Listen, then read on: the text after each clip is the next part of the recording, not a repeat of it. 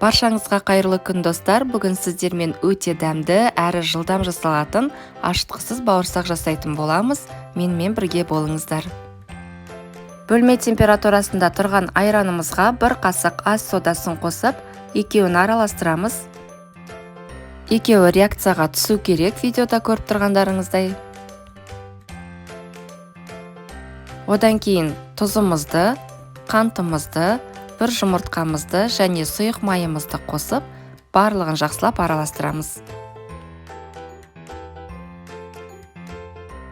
Ендігі кезекте електен өткен ұнымызды жартылай қосып аламыз. Массамызды жақсылап араластырамыз.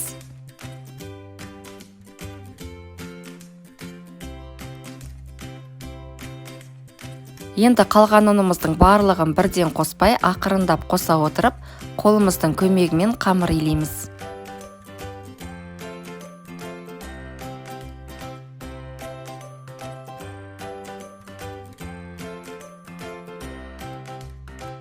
Әр ұнның тығыздығы әртүрлі болғандықтан, соңында осылай ұнымызды себе отырып, өзімізге керегінше алып, осындай қамыр шыққанша илеп аламыз. Бетін жауып 15 минут тынықтырып қоямыз. Қамырымыз тыныққанша отымызға бауырсақтарымызды пісіретін қазанға сұйық майымызды құйып ысыта берсек болады. Енді қамырымызды алып, аздап ұн себе отырып, оқтаудың көмегімен жайып аламыз.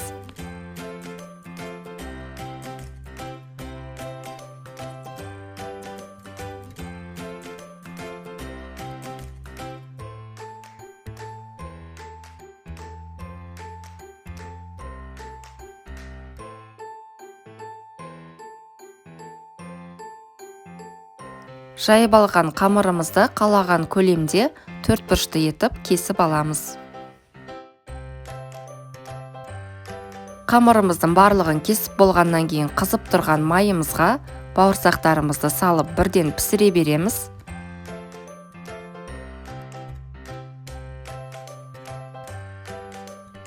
Асты қызарған бауырсақтарымызды аударып, екінші жағын пісіреміз.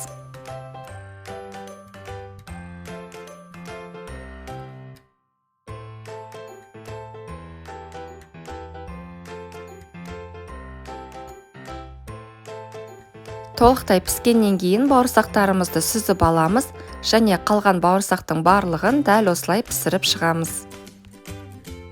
Үйіңізге аяқ астынан қонақ келіп қалса, немесе өзіңіз бауырсақ жегіңіз келіп кетсе, оп-оңай әрі жылдам жасалатын осы бауырсақты міндетті түрде жасап көріңіздер. Дәмі өте дәмді болып шығады. Рецепт көңілдеріңізден шығып жатса, каналыма тіркеліп лайк басып кетуді ұмытпаңыздар. Астарыңыз дәмді болсын.